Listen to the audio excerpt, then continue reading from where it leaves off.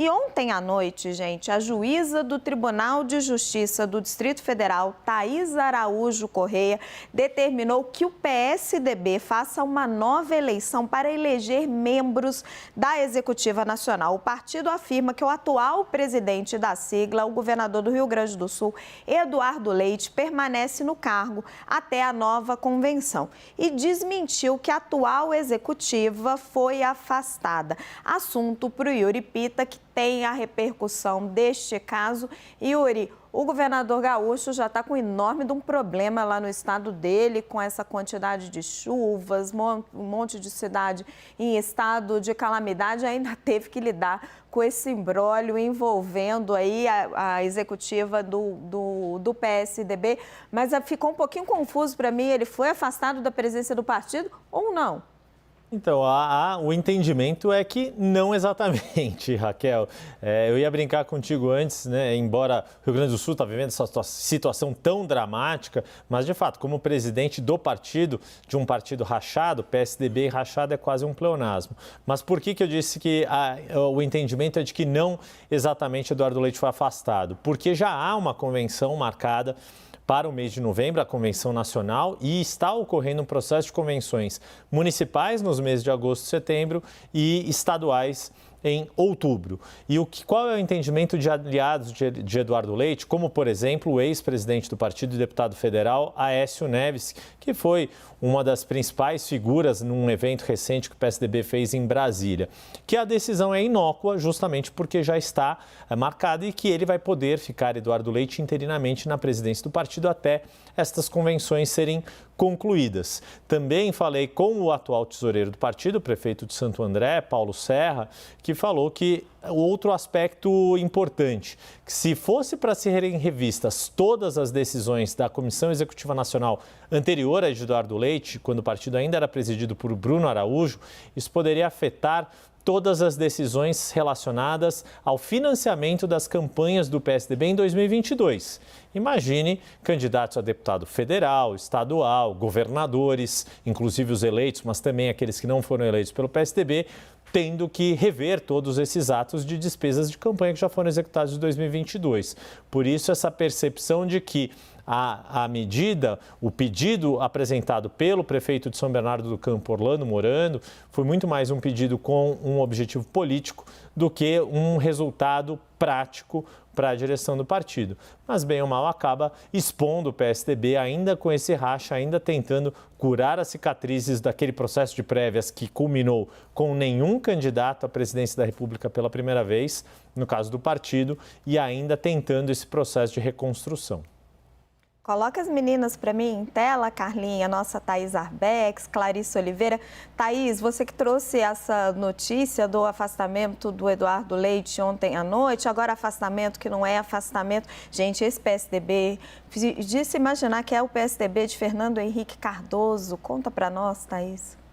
Raquel, a decisão da juíza aqui do DF, ela de fato não fala sobre afastamento. O que ela diz? Ela torna nulo todos os atos posteriores à prorrogação do segundo mandato de Bruno Araújo. É uma decisão curta, mas bastante complexa de ler, porque ela coloca como nula aquela segunda recondução de Bruno Araújo e aí, consequentemente, acaba pegando a presidência de Eduardo Leite. Por isso que o PSDB fala que não é afastamento. E, de fato, não é afastamento, porque o que ela determina é que seja realizada uma nova convenção para eleger uma nova Comissão Executiva Nacional. Só que qual é o contexto dessa ação? Ela ainda está inserida naquele contexto em que tínhamos João Dória no partido. Então, ela se trata, na verdade, de uma briga política anterior a esse novo cenário do PSDB. Era um momento em que havia João Dória ali numa disputa, o grupo de Dória contra o grupo de Eduardo Leite, se é que a gente pode colocar assim, né, Yuri? Não sei se ainda dá, mas, enfim... Mas é a consequência disso, né? Exato. Para fins de didatismo é isso. É uma ação que começa lá atrás, Raquel. Por isso que é tão difícil de entender.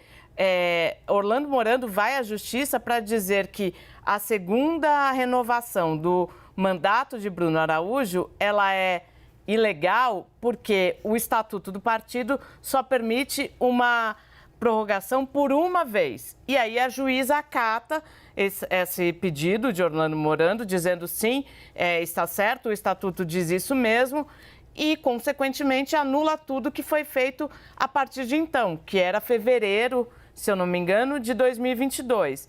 A partir de então, inclui, inclusive, a chegada de Eduardo Leite ao comando da sigla, Raquel. Gente, que confusão. E Clarissa, querida, para a gente amarrar, essa falta de identidade do PSDB, desse novo PSDB, sei lá, vai acabar com ele praticamente dentro do governo Lula, né? Raquel, e você sabe que esse episódio é só mais um exemplo do quanto o PSDB está perdido, porque eu vou me apoiar aqui única e exclusivamente na minha pobre memória, tá, gente? Mas eu acompanhei muito de perto esse processo de renovação da direção na época, porque eu estava ali acompanhando os preparativos da eleição presidencial. João Dória queria se viabilizar como candidato, tinha tido aquela briga muito ferrenha sobre o período das prévias, João Dória ali batendo o pé para ser candidato à presidência, até que João Dória conseguiu, então, ser confirmado inicialmente, depois isso foi revisto, candidato à presidência. E como uma tentativa de pacificar o partido, foi que começou a ser negociada internamente a recondução, pela segunda vez, de Bruno Araújo. Bruno Araújo até resistia nos bastidores, ele dizia que não, que estava querendo sair da direção da legenda e tal, mas ele acabou concordando em nome de uma pacificação. E o PSDB de São Paulo, na época presidido por Marco Vignoli, salvo engano, também aderiu formalmente a todo esse processo, participou ativamente dessa negociação.